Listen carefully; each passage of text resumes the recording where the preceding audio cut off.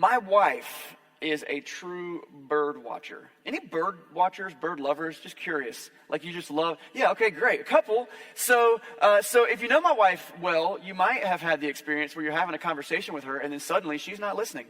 And you find out she's looking at a bird in a tree. And she's like, oh, that's the yellow-toed, blue-breasted warbler fence sitter. Yeah, I don't know. That's a real bird, right? And she's like, oh, I've never seen one. And I don't know. She got a little notebook or this app, actually. It's a big thing. And here's the thing. Birds are really cool. I've learned a lot from my wife about birds and their habits. But we had an amazing experience. It's been a couple of years ago now when I was walking with my wife and my brother and his wife, my sister-in-law, and she is also quite the nature lover and observer, and the two of them noticed something that the two of me and my brother did not notice because we're not observant about birds. They saw a hummingbird. Hummingbirds are pretty amazing, but they noticed that this hummingbird wasn't doing normal hummingbird stuff. It wasn't just going from flower to flower like you normally see. They noticed that it was going to a nest. Have you ever seen a hummingbird nest in the wild? It's amazing. So we got a couple pictures. I want to walk through these with you. They were actually able to get a picture. This is one that my wife or my sister-in-law one took. That is a hummingbird at its nest. I think by standing on someone's shoulders, or we did some kind of human ladder or something. We got these next two pictures. Look at this. Got an egg, and let's see the next one. 2 eggs were in that little nest. All right, now you need to know the scale of this thing. Hummingbirds are tiny. Look at this. It's next to my wife's car keys. That is how big this thing is. It's like this big. Isn't that amazing? Birds are amazing. And I'm going to start out talking about birds because they do something very well that I think we can learn from. Have you ever watched a flock of birds? The big old cluster of them in the sky as they just shoo, shoo, shoo. And it's like they've choreographed this amazing dance in the sky. And how do they do that? Or when they're all on the ground, on the field, I mean, a little boy just steps into the field to chase them down, and within seconds, they're all gone. How do they have such good reflexes? Scientists have spent a lot of time researching this. And, the idea is that birds, it's not that they're just following a leader. You see the flying V formation. Like there's like a leader and there's some kind of hierarchy system happening there. They take turns. But in the big flock like that, it's not that they're just following one leader and then, when Charlie says, let's all fly away, they all fly away. It would take too long. There'd be too much delay. No, it's like the whole flock. This is what scientists have kind of concluded, as much as you can, that the birds seem to anticipate the entire action of the whole flock. And so that almost instantaneously, they will all move together. Isn't that incredible? It's amazing.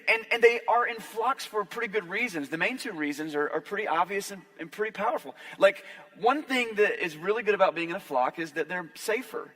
They're more protected. As a big group, they're more intimidating to other predators, and also they can look out for each other. If a bird gets separated from the flock, they could be in danger. And the other reason why flocks are probably really valuable for them is it helps them to find food easier. I mean, instead of just 2 little beady eyes, you got millions of beady eyes, and they're all looking for worms. And then someone's like, I found the worms. I also think it might be harder because it's like, okay, you ate the one worm you found. Charlie, like, why did you tell us there was more worms? I don't know what birds do, but we're talking about birds this morning because I think they're teaching us something that we can really grow from. We're starting this brand new teaching series called Better Together.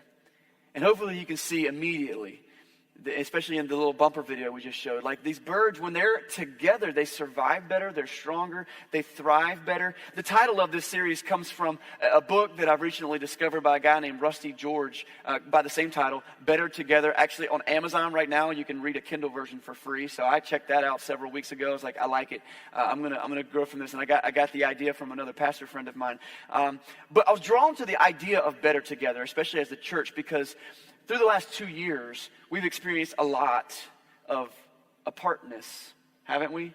Not just from your church family, but from a lot of things. Through the shutdown and through the isolation and quarantine and things like that. And what we're seeing is actually is sad across the nation. Churches everywhere are seeing a huge decline in their people being involved with each other. Not just Sunday morning stuff, but less people are going to the events that we do in the small groups and the Bible studies and all these things. And obvious reasons. I mean, we're staying socially distant on purpose, and we're trying to slow the spread of the virus and whatever. Like, the whole stuff that we're all talking about. But the sad thing is this. There is something that we've noticed in the midst of all this. There's a disturbing reality. And that is that also more and more people are suffering from loneliness. They're experiencing depression. They're questioning their faith. they're having issues spiritually. There is truly something to being together that makes us better. God designed us to live in community. He designed us that way. That's why, whether you're introverted or extroverted, you need each other on some level. There's practical reasons why community works. There's a butcher, a baker, and a candlestick maker. If you follow me, like if you look at this city, we got people that do all kinds of different things. We got people that keep the power running. We got people that cut down trees. We got people that mill trees. And we got people that build houses. 3 different groups of people normally, right? We got people that work at the hospital. We got people that work in the schools and teach our kids. And all of these things together make a community function. But think about like pioneer times. Back in the day, if you'd move into an isolated area, like you're all of it. You're going to cut down the trees, you're going to mill the lumber, you're going to build your own house. And then you got to make sure you keep your crops alive and your stock alive and your children alive. Like everything's got to stay alive. And it's on you because when you're isolated, like all the weight is on your shoulders. But in community, we can share that. So there's a very practical reason for community. Secondly, though, there's a very emotionally strong reason for community. Like if you've ever had to go through something really heavy and really hard, and if you've ever had to go through that by yourself, it is difficult. You don't have a shoulder to cry on. You don't have a person's mind to bounce ideas off of. Contrast that with, hopefully you've also experienced getting to go through things with someone else. Sharing the experience. Isn't it emotionally better for us? And then the area where I think God has built us most reliant on community is spiritually. Because in a spiritual sense, we need each other. Working through our faith journey is hard. It's hard enough. Trying to do it on your own, man, it's dang near impossible. Because we need each other to help us understand what I'm thinking about God, how I'm working through my own mess and brokenness and baggage. Like we need that in our life. And so today I'm excited to look what we can see from the Bible about how we are better together as we talk about community. So if you've got a Bible today, go ahead and grab it. We're going to be in the book of Acts. Acts is in the New Testament of the Bible. It's like the history of the early church. If you don't have a Bible with you this morning, look one up on your phone, or I want you to know, we've got a shelf full of Bibles over here by the coffee bar somewhere. Go over there and grab a Bible. It can be yours to keep. We want everybody to have a good readable version of the Bible that's your own. If you just want to borrow it for the service, that's fine, and you can put it back, or just keep it. Write your name in the front. Everybody needs a good Bible.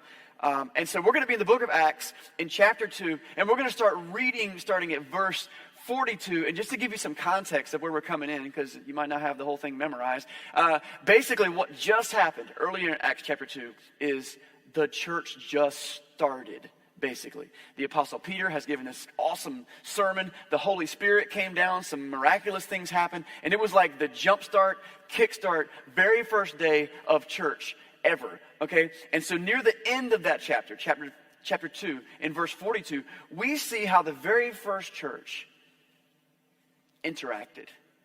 And we're going to find in there, I think, the tenets that make the church what it truly is. Let's just pick up there at verse 42.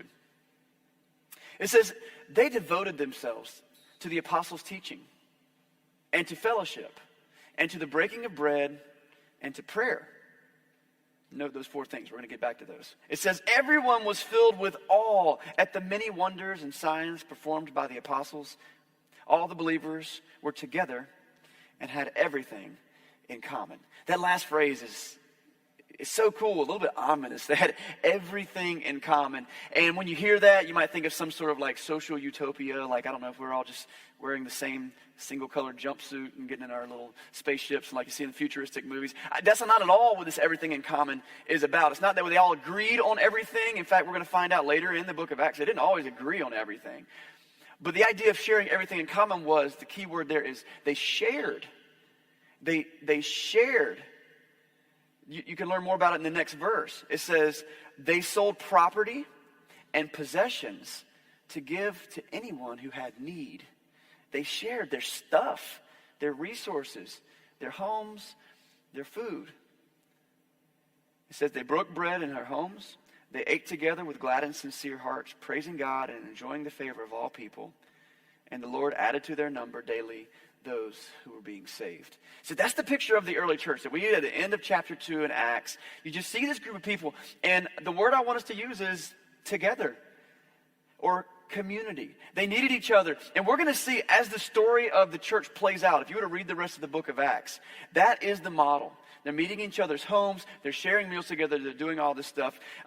We noticed that there were 4 things at the very beginning of that passage that I want to spend just a few minutes talking about today. It says they devoted themselves to the apostles' teachings, fellowship, breaking of bread, and prayer. And so we're going to take those 4, we're going to break them down, because I think as a church family here today, listen, whether you just got here for the first time today, whether you're a college student just moving into town today, or whether you've been coming to our church since we turn 8 years old next month. For 8 years, maybe you were coming to our church before we launched in this building, and we were meeting in house churches like almost 9 years ago. Like, no matter where you fall on that spectrum, I want you to know that this is a community that together we can share. We can take care of each other. We can grow together. How do we do that? Well, the first thing that they focused on was the apostles' teaching. And this was vital to them. The apostles' teaching. This is why. So the leaders, the teachers, the pastors at these early churches, you know who they were? They were the apostles. The apostles were the group of people that followed Jesus for his 3 years ministry. And they sat at his feet and they sat around campfires with Jesus. And if there was anyone who understood what it was that Jesus wanted us to do in the world, it was these apostles. And so as the church begins, he kind of ordains them to say, listen, you are the leaders of this church. So the early church devoted themselves to the apostles' teachings. Now, this is interesting. This is before the New Testament was written. It was actually being written right now.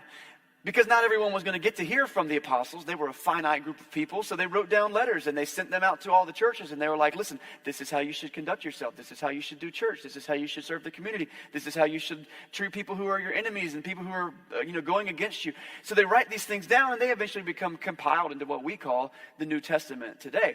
And so even in modern times, we need to be a church that is devoted to the apostles' teachings. Because these are the people who sat at the feet of Jesus and learned from him. What do you want from us?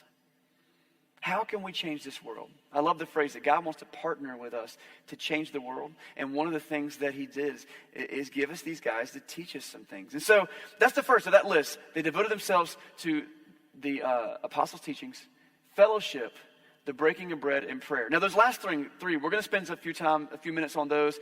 We're going to skip fellowship. I want to save it for the last, because that's really the whole big idea of better together. Let's look at the last 2 real quick. The first one is this: the breaking of bread. The breaking of bread. Now, when I say breaking of bread, maybe immediately you're thinking food, right? You're not wrong. Food. One of the things the early church was devoted to was meals together. They shared meals together. They really, now, can you think of a better way to break down barriers and unify with someone else than grabbing lunch with them? What do we do when we want to connect with someone we haven't seen in a while? Hey, you want to grab some lunch? Right?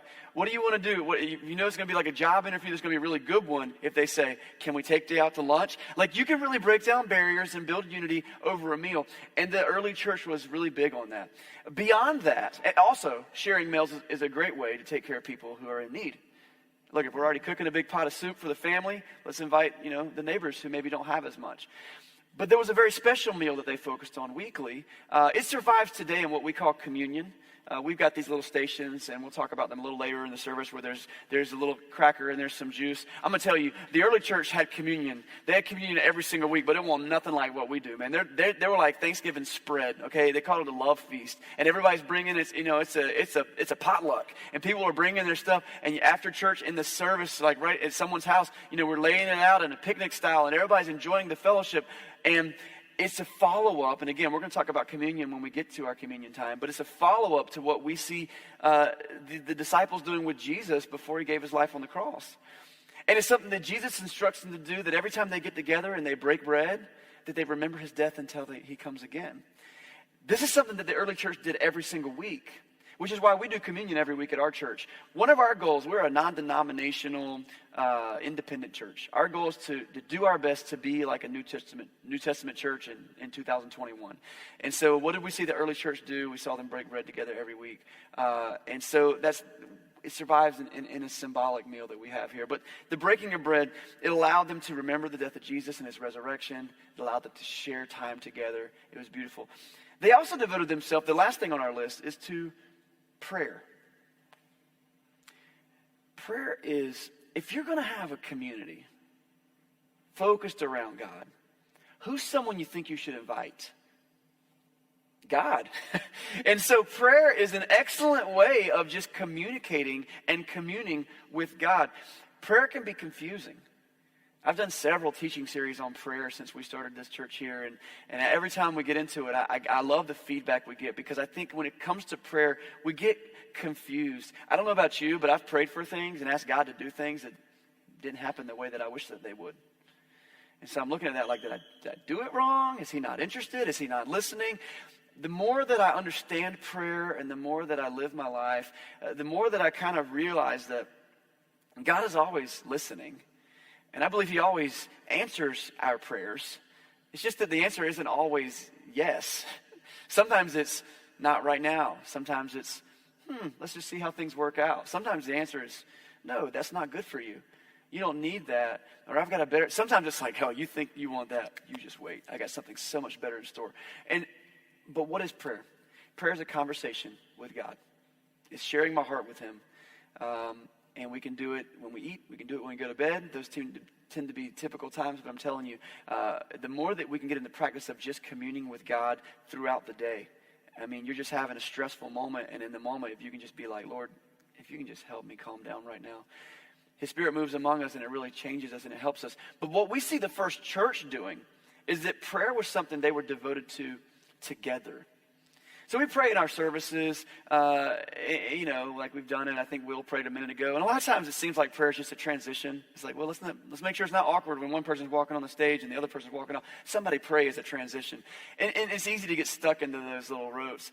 But what I love is that recently, we do this all the time. As soon as we see a big need in our church family, it often happens right after services here. And so maybe you've been around for one of these prayer times. Immediately, me or someone will go around and we'll just tap, put a couple people on the shoulders like, hey, we need to pray for so-and-so. Can you just pull aside with us real quick? And we will gather around them in prayer. And often it'll follow up with like a group text or some more conversation like, hey, how's that going? We're continuing to pray for you. Because we can pray on behalf of one another to God. And so they devoted themselves to the apostles' teaching, to the breaking of bread, and to prayer. These things were huge. But the one we skipped was fellowship. We're in this series, Better Together, and the goal of this morning is to just kick us off. It's an intro. We're going to get into some of the more logistics of how can we have community, and what does it look like for me to take some steps towards growing in community and playing my role in community. But God created us to exist in community. That's what the church is. If I were to do a survey, maybe of this room or maybe a broader audience, and just kind of said, when I say the word church, what comes to mind for you? One of the very first things that comes to mind for people is a building. I'm telling you this. When we first moved to this city to start a church, and there was just nobody but like 5 or 6 of us, and we were like talking about our church, the very first thing, hey, we're having a church. They're like, the very first question is, where's your building? That's what they want to know. When you go downtown, you could say this. There are a lot of churches downtown. You noticed it? Steeples and all kinds of cool architecture. Here's the deal. I'm not slamming that. That's a culturally accepted thing. When we say church, we're also referring to a building. Also, the building is a very functional space. Like, for example, here we are. We're sitting in a space, and it's very functional. It's funny that sometimes my family, when we're talking about coming to this building, we'll talk about, hey, I'm going to go over to the church. So it's very common in our vocabulary. One day, Venture Church will have our own building. There are a lot of people praying for that right now. We have been actively looking and trying to figure out the finances for it. If you want to know more about that, come and ask me, but I'll tell you this, it's expensive, and we got a good deal here. So that's kind of where, that's the summary, all right? So, but we'd love to have a building. If you're wondering, like, what kind of stubborn people are they that want to keep on setting up stuff up in the gym every week? We're just poor people. That's what we are. Not really. God has blessed us. God has blessed us with a lot. But the reality is, if we had a space, think of the other things we could do. We could serve our community. What if we had a food pantry? What if we had after-school care? What if we had a place where we could, bring in people who need job training, and maybe you've got skills that you could train? What could we do? Imagine just band members and production people. Imagine if we had a place where you could practice, not on Sunday morning. Wouldn't that be awesome? Imagine all these things. So buildings are good. So I'm not slamming that, but here's the thing. I don't care how many steeples or crosses you put on a building. That is not the church.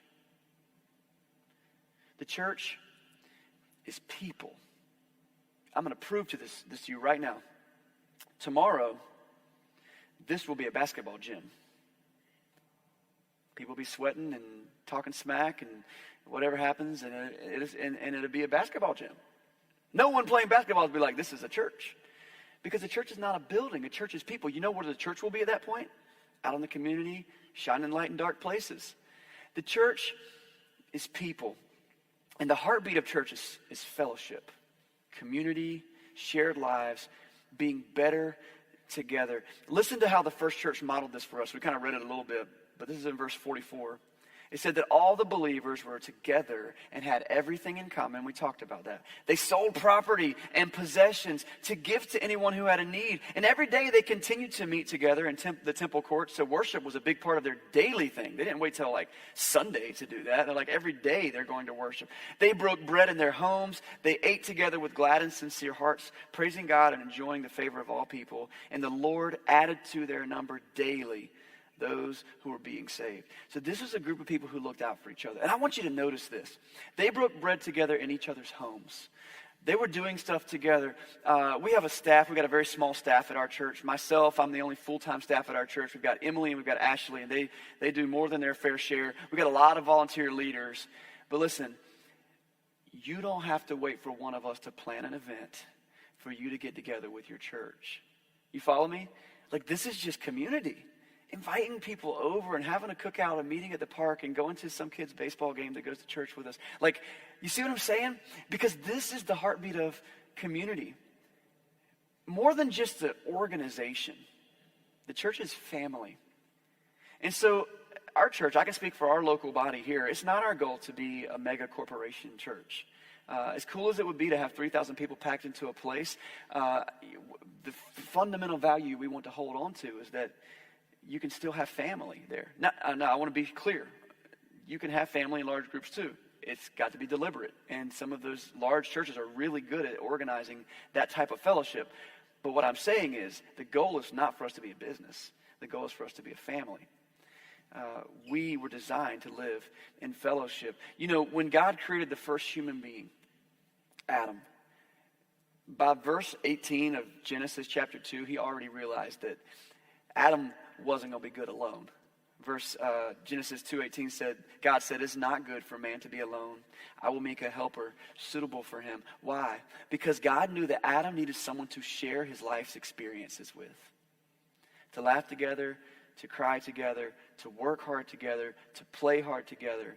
And that's what church needs to be. Community enriches our experiences, but it also shapes us. Let me just take it a little aside here and just talk about, we have natural communities all the time. You work with people, you play with people, you've got neighbors and stuff like this. I believe that your closest community will shape the direction and the quality of your life. I want to say that again, make sure you don't miss it. Your closest community will shape the direction and the quality of your life. This is why if you have a miserable job and people that you can't stand being with, it's why you go home every single day hating it. Because it shapes the direction and the quality of your life. It's why when you're with people that just bring you joy and make things awesome, you're like, woohoo, things are great. Because our closest community shapes the direction and the quality of our life. I don't want to downplay the role of God's Holy Spirit in our life and other factors, but I'm just saying we understand. This is why so many people have part of their story where they get to a part and they were like, yeah, then I started hanging out with a bad crowd and things went south for a while. That is part of so many people's story because our community shapes the direction and the quality of our life. And if we hang with a crowd that's going to bring us down, where are we going to go? Down. We're going to lower ourselves to that level. And so one reason why we're better together is because we're able to lift each other up. Now, I'm not saying that Christians should only hang out with Christians. Like get in our little holy huddles and never leave. How can we shine light in dark places? Which is our main goal. We say it every single week. Shine light in dark places. How can we shine light in dark places if all the light bulbs stay in the box? Like that doesn't work, okay? We've got to be out into the world. Jesus said it this way. He said, set your lamp up on a lampstand so that the whole world can see it. So we need to be in the world. We need to be impacting culture. But we need to come with the message of Jesus and his light. So when I say that our community, our closest community shapes the direction and the quality of our life, what I'm talking about is the people that we allow to influence our decision making. The people that we allow to pour into us. The people that are coming into us and we're going to them for advice. And if they're not coming from a place of godly wisdom, then maybe it's not wise for us to lean into that. We need those relationships because we want to help them grow closer to that light. But it's important for us to understand the impact of our community on where our life is headed. You know, this last couple years, we have been fighting hard against a virus. If you were to rewind to 2019, 2018, none of us would have predicted how much this virus was going to impact our world. Would you? Do you remember when it first happened and they canceled the NCAA tournament or whatever first thing you heard about? And you were like, what? That seems crazy. And then when we first had shut down, we're like, yeah, man, this is going to be a rough 3 or 4 weeks when we shut down, you know? And so we had no idea. And so there's no question that this virus has impacted our world. But I want to put a perspective into your mind. I believe there is a plague that is destroying our world that has been around much longer than COVID-19. The easy church answer would be it's sin. Okay, so yeah, full gold stars if you thought sin. Sin it hurts us and we need that. But I want to go to a different thing for our context today. I think that the plague that is really hurting us the most is lack of godly community. We just don't have it. And that wasn't started by COVID. That's something that's constantly been needed in so many people's lives. In fact, it's not just lack of godly community. For many people in our world right now, it's just lack of community at all. It's hard to be in community right now. There's a couple of reasons I think that is the case. I think the first reason is just modern conveniences. Things like garage doors and privacy fences and the fact that everybody drives their own car make it so that you don't actually have to interact with anybody. You don't have to. You can just go hide in your little bunker and then continue that. But then add technology to that. And I'm not talking yet about the internet, but let's just think about air conditioning and heat.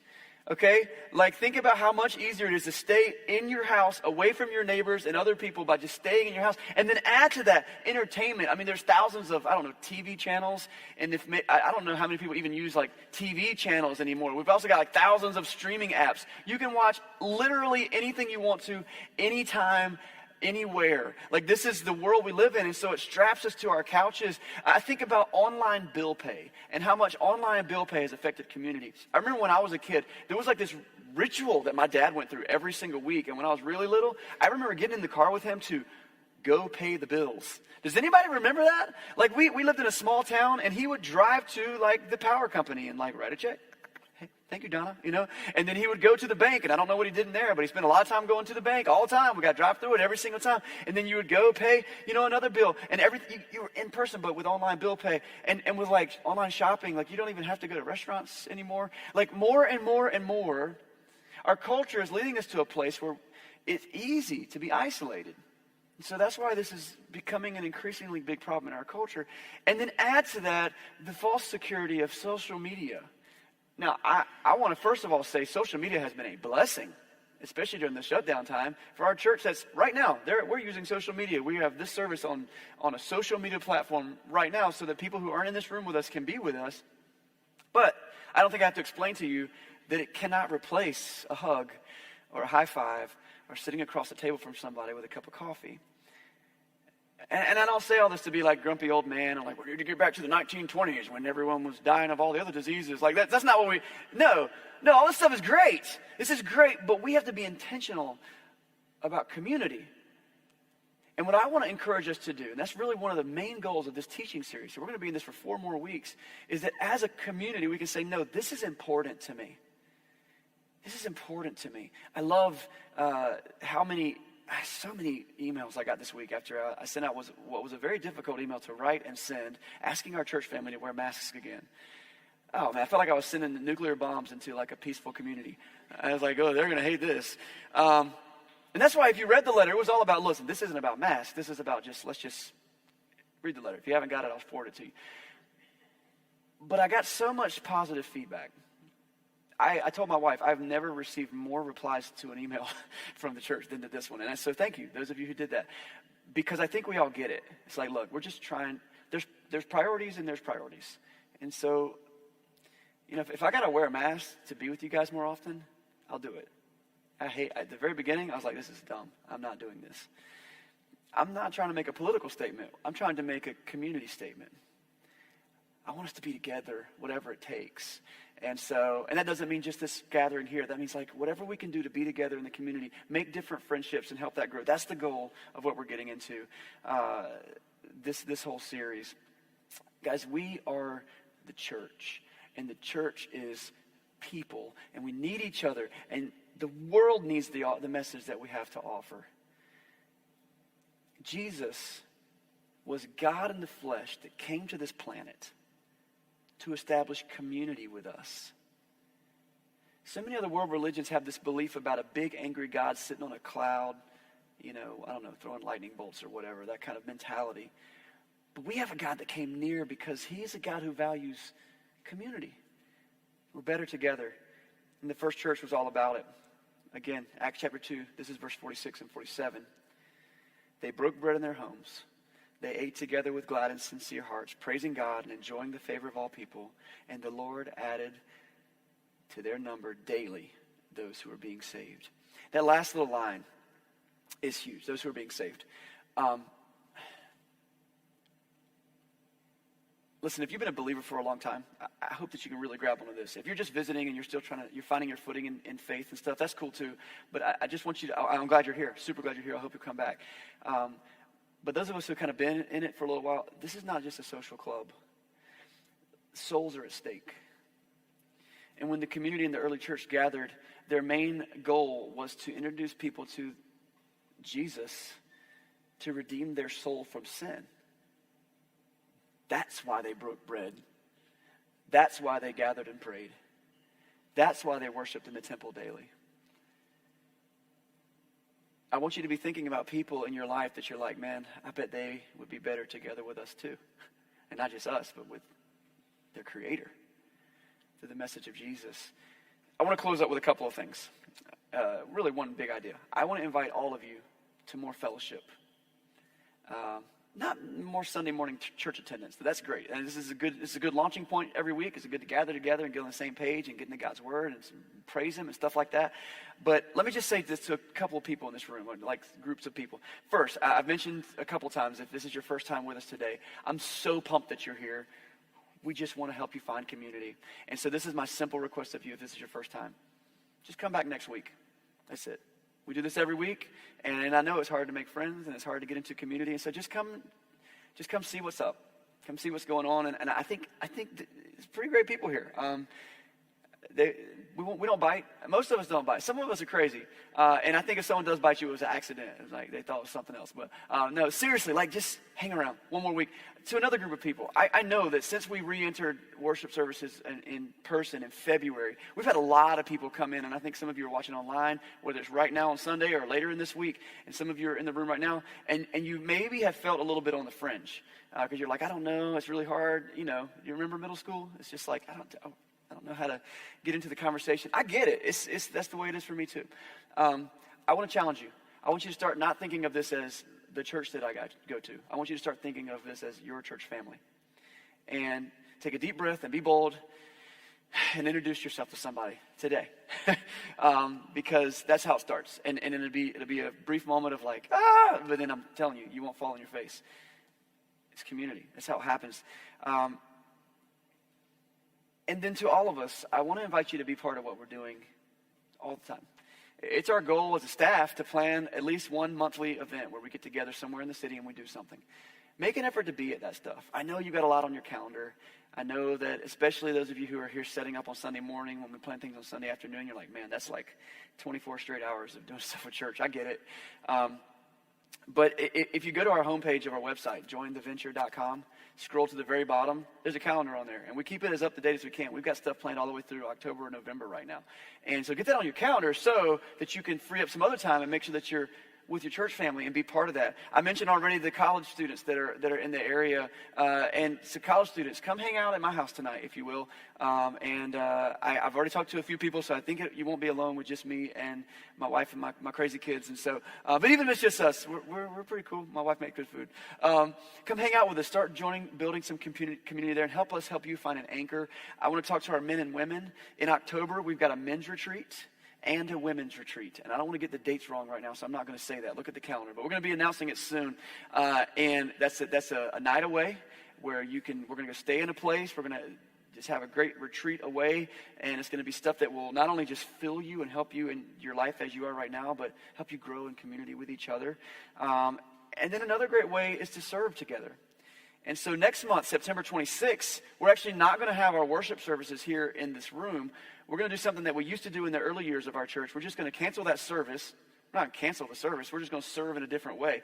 We're going to have some work projects in a couple different locations where on Sunday morning, you can just go and serve somebody. So we've got 1 or 2 projects here at the YMCA. So if you accidentally come to church in person, hey, you can do something else. We're building out a youth room back here for the youth in the community to just use. And so we're going to do some painting. We're going to do some putting together of some stuff and some setting some stuff up. It's going to be a little light construction. I think we're building a carpet ball table game thing. So some of you guys who like to build, be part of that. And we're also going to be serving at an elementary school here in town where Dixie Smith works, and she talked to her principal, and there's a few needs that they have there. And so it's in a very underserved part of our city and a place where they could really use all the love that they can get. And so if we can get out there and serve them on that Sunday, that's the way to serve. Now, that's all the way in September. The last thing that I'll share, a way that you can serve, because as I look at my closest friends at our church family, it's the people that I serve with every single week, because I see them often, and we have a common goal to achieve, and we laugh a lot, and we have a good time.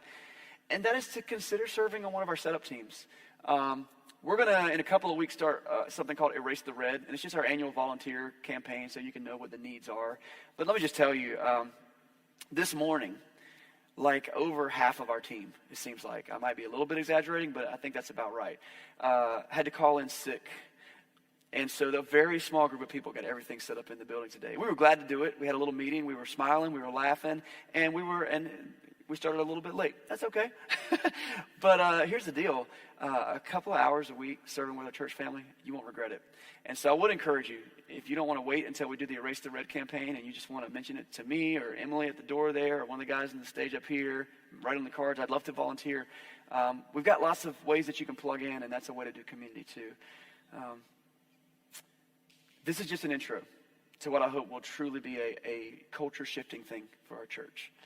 And so come back as we continue to dig through it. We say that together we are God-chasing, grace-shaped love agents. That's our goal. We also have this motto that we use every week, that we want to shine light in dark places. But don't try to do any of that alone. Let's do it together. Let's pray.